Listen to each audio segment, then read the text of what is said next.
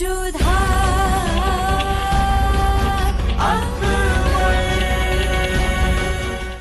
धारावाहिक किसी प्रकार की ऐतिहासिकता का दावा नहीं करता। तत्कालीन परिस्थितियों को दर्शाने के लिए आवश्यक और उचित नाटकीय रूपांतर किए गए हैं। ऐतिहासिक रूप से जोधाबाई के स्थान पर हरकाबाई, हीर कुंवर जैसे नाम इतिहास में प्रचलित हैं। ये धारावाहिक किसी भी सामाजिक परंपरा और पारिवारिक संबंधों का ऐतिहासिक दावा नहीं करता है। इसका उद्देश्य किसी भी समुदाय की भावनाओं को ठेस पहुंचाना नहीं है। शहनशाह का इकबाल बुलंद हो। आपने याद फरमाया शहनशाह। क्या तुमने राजा भारमल के तीनों बेटों को आजाद किया? अभी तक नहीं हुजूर। दरअसल हमने सोचा कि तुमने अब तक हमारे हुक्म की तामील नहीं की। अच्छी तरह जानते हो तुम कि हमने राजा भारमल को अपनी ज़बान दी है, तो क्या तुम्हारी सोच की कीमत हमारी ज़बान से ज्यादा है? इधर उधर क्या देख रहे हो? फौरन हमारे हुक्म की तामील हो। वो तीनों सांभर में हमारे सामने पेश होने चाहिए। माफी चाहते हैं हुजूर, आपके हुक्म की तामील होगी।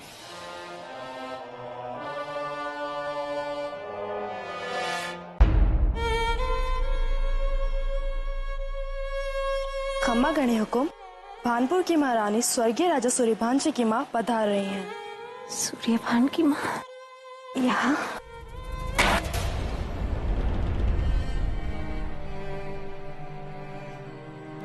खम्मा खम्मा रानी साहब, ये लाठियाँ देख रही हैं आप?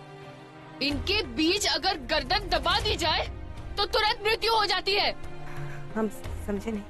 जो राजा भारमल का विरोध करने आए थे उन्हें कोई अधिकार नहीं कि वो आमिर नरेश के ऊपर उंगली उठाएं, उन्हें सही और गलत समझाएं।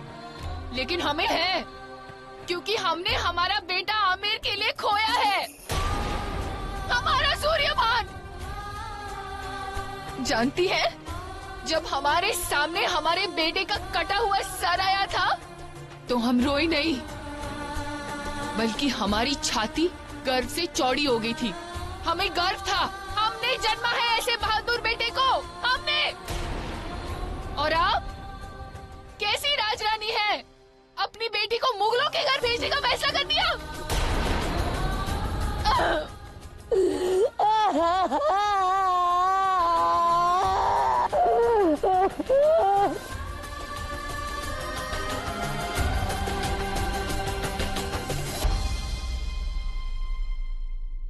इतनी बेइज्जती की हमारी, वो भी सबके सामने।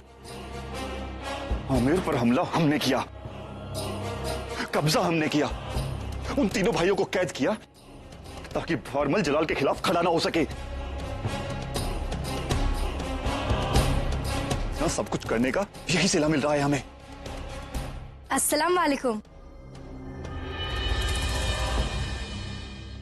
बक्सी बानो, आप यहाँ? जी, मेवात के रास्ते से महामंगा अजमेर जा रही थी तो हम सबको भी ले आई। हुजूर की थकान दूर करनी है तो एक बर्तन में गर्म पानी में नमक डाल के ले आइए। बहुत खूब। भाई जख्म देता है और बहन उस पर नमक छिड़कने की तैयारी करती है। भाईजान ने कुछ कह दिया क्या? कहा नहीं, तौहीन की है हमारी, वो भी सबके सामने। आपके भाईजान ये तक भूल गए कि सूबेदार होने के साथ साथ हम उनकी बहन के शौहर भी हैं। जिनसे रिश्ता तक नहीं जुड़ा उन लोगों के लिए उनकी बेइज्जती की जा रही है जो रिश्ते में उनके बहुत खास हैं। हम बात करते हैं उनसे। बस, अब यही कसर बाकी रह गई थी, एक औरत के दामन का सहारा ले। नामर्द नहीं है शरीफुद्दीन। अस्सलाम वालेकुम सूबेदार साहब। जी, वो हम ये पूछ रहे थे कि आप जोधा के तीनों भाइयों को वापस ले जा रहे हैं, लेकिन क्या उन तीनों भाइयों को पता है उनकी लाडली बहन शहनशाह के साथ निकाह कर रही है? हमसे क्या पूछती हैं? इनके भाईजान से पूछिए। उनके अलावा किसी और को सल्तनत के बारे में सोचने का हक है ही कहां? सूबेदार साहब, बात तो सुनिए।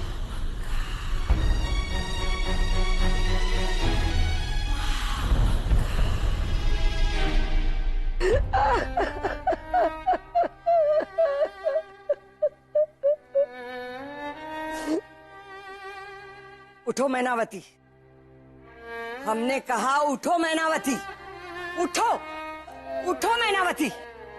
अतिथियों का आना जाना शुरू हो गया।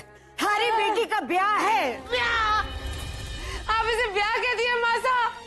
आप क्या चाहती है कि हम इस ब्याह में मंगल गीत गाए, खुशियां मनाए, मिठाइयां बांटे? नहीं मासा, नहीं, हमसे नहीं होगा ये सब। इस ब्याह में खुशियां नहीं मनानी चाहिए, शोक मनाना चाहिए मासा, शोक मनाना चाहिए। हम चाहती है वो राजा महाराजा सब हमें बधाई देने नहीं आए, हमारा मजाक उड़ाने आए, हमें ये जताने आए कि हमने अपनी बेटी का रिश्ता नहीं किया, उसका सौदा कर दिया है। पहली बार सिर कटवाने वाले वीरों ने शत्रु के सामने अपना सिर झुका दिया। ना मैनावती, बताओ ना, किसने कहा तुमसे कि तुम्हारा सर आज झुका हुआ है? तुम्हारा सर तो आज गर्व से उठा हुआ है मैनावती। आमेर के प्रजा का सर बचाने के लिए जो निर्णय हमारे बेटे ने लिया है बिल्कुल सही। हाँ। कैसे मासा? जलाल हमारा शत्रु है। जलाल हमारा शत्रु था, आमेर को हड़प करना चाहता था वो, लेकिन मैनावती, हमारे आसपास के राजाओं को देखो, सबकी आंखों में आमेर पर कब्जा करने का सपना पल रहा था। जलाल को हम एक क्रूर मानते, अगर जलाल क्रूर होता तो समझौता और संबंध का रास्ता नहीं अपनाता, थाल में सजाकर विवाह का शगुन नहीं भेजता वो, हमारे बेटों का कटा हुआ सर बेचता। अगर ये सच है कि जोधा एक शत्रु के यहाँ जा रही, तो मैनावती ये भी सच है कि जोधा शहंशाह की मलिका बनने जा रही। तुम्हें तो इस बात पर गर्व होना चाहिए, आंखों में आंसू नहीं, अभिमान होना चाहिए, और दिखा दो दुनिया को कि तुम हिंदुस्तान के होने वाले शहंशाह की, होने वाली मलिका की मां।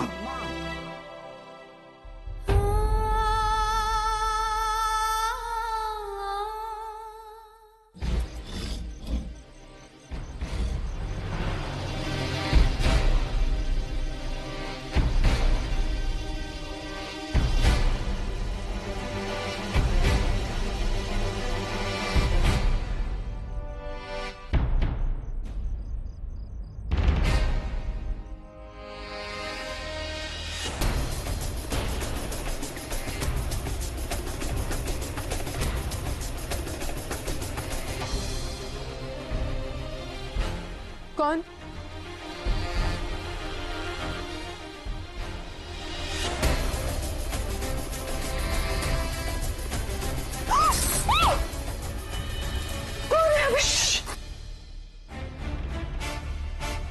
हाँ, मैं जोधा।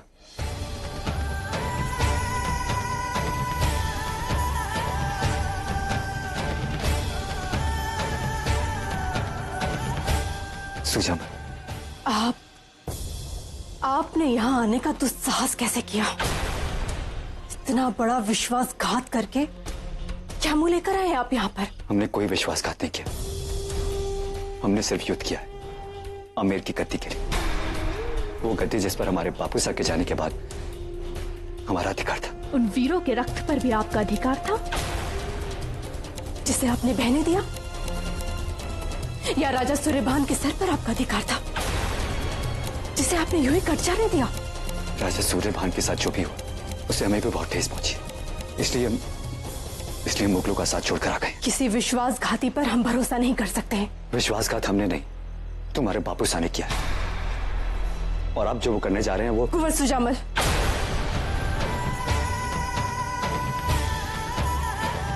हम अपने बापू साहब के विरुद्ध एक शब्द नहीं सुन सकते। जो सच में द्रोह कर रहा है उसके विरुद्ध तुम कुछ नहीं सुन सकती।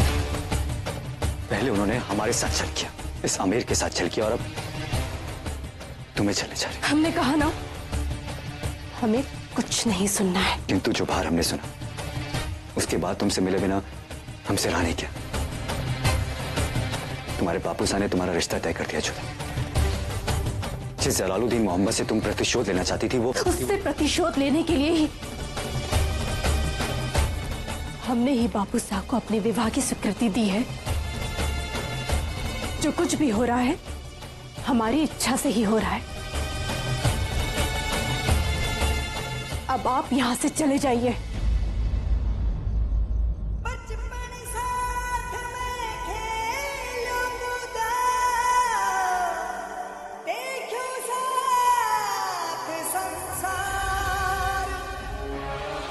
राजा सूर्यभान तो अब नहीं रहे, पर जोधा अभी जीवित है। हम आमिर और हमारे बाकी के भाइयों के लिए कुछ भी करेंगे। जोधा, तुम ठीक हो?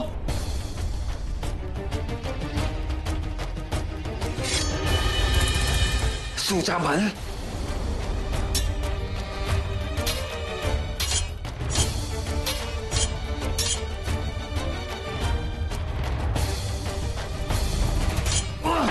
भाई साहब,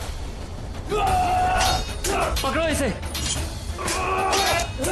जोधा, एक बार जाओ और जाके पूछो राजा भारमल से अपनी गद्दी बचाने के लिए वो किससे हाथ मिलाकर आए।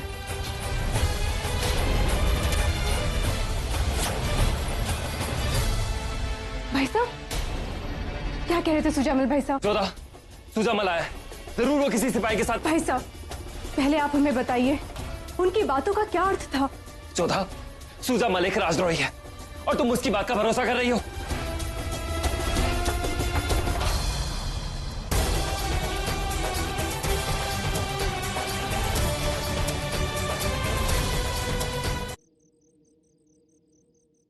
दिन निकट आ रहा है, आप जोधा को बता क्यों नहीं देते कि उसका ब्याह एक राजकुमार से नहीं जलाल से तय हुआ है? कोई अच्छा अवसर मिले तो हम स्वयं जाकर बता देंगे मैनावती। आप जल्द से जल्द उसे बता दीजिए, वरना देर हो जाएगी।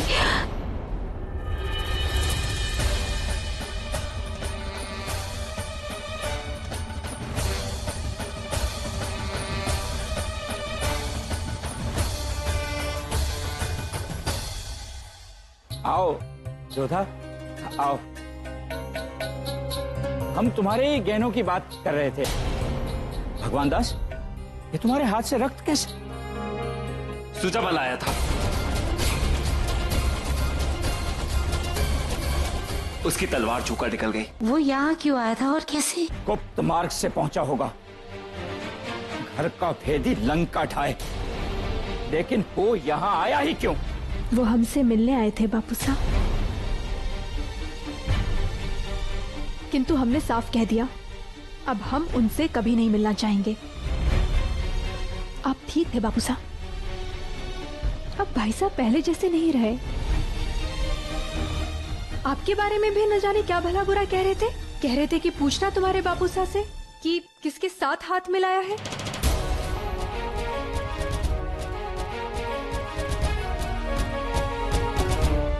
किंतु हमने उनकी एक न सुनी। खमोगणी हुकुम, संदेश आया है।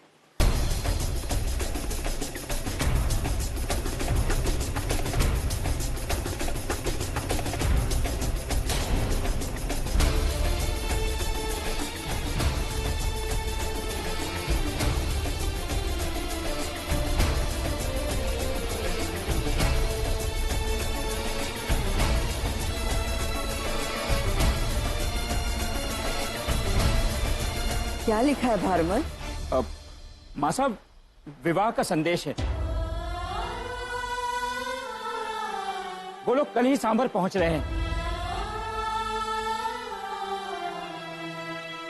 और चाहते हैं कि विवाह भी वहीं हो। भगवान दास, हमें तुरंत सांभर के लिए निकलना होगा। सांभर में बारात के स्वागत का प्रबंध करो। सैनिक, संगीतज्ञ और सजावट वालों को तुरंत आदेश दो। जी बापू साहब।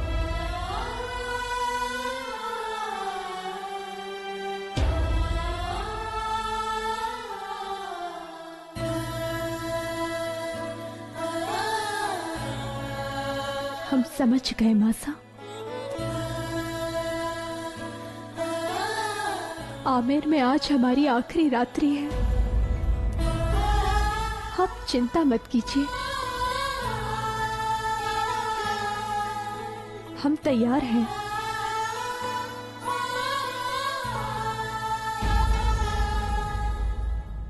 सारे इंतजामात मुकम्मल होने चाहिए।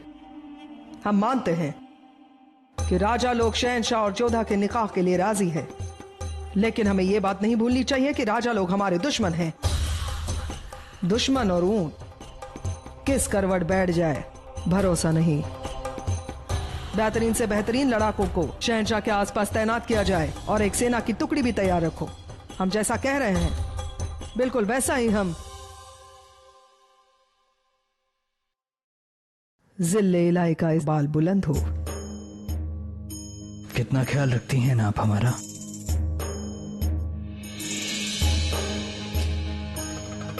और भी बहुत लोग हैं जलाल जिन्हें आपका ख्याल है, लेकिन लगता है आप उन्हें भूल गए हैं। मतलब? सांबर में आप निकाह करने जा रहे हैं और आगरा में मल्लिका बेगम मरियम मकानी और आपकी बेगम रुकैया को इस बात की खबर तक नहीं पहुंचाई आपने। इसकी जरूरत क्या है बड़ी अम्मी? हम बस एक और निकाह ही तो कर रहे हैं। जब निकाह के बाद आगरा पहुंचेंगे तो सबको खुद ब खुद खबर हो जाएगी। हम भी देखना चाहेंगे कि हरम में एक राजकुमारी को देखकर मुगल बेगमों के चेहरे कैसे बदलते हैं।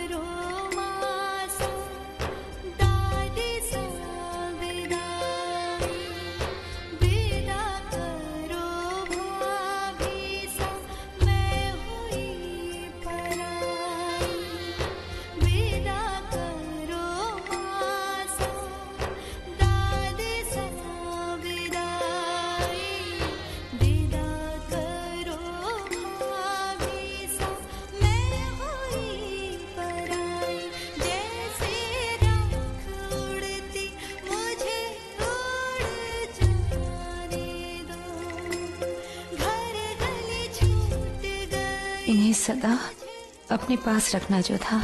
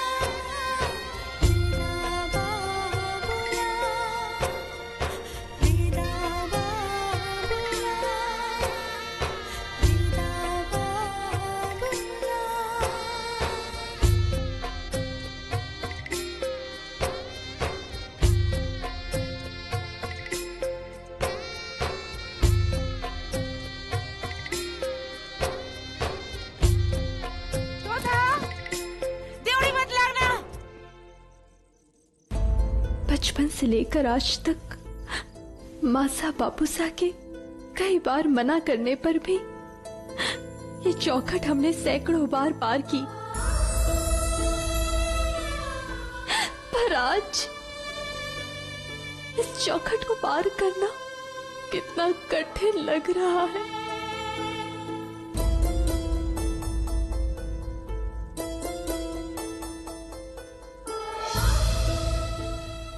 हे माँ भवानी, अपनी कृपा हमारे आमेर पर, इस माटी पर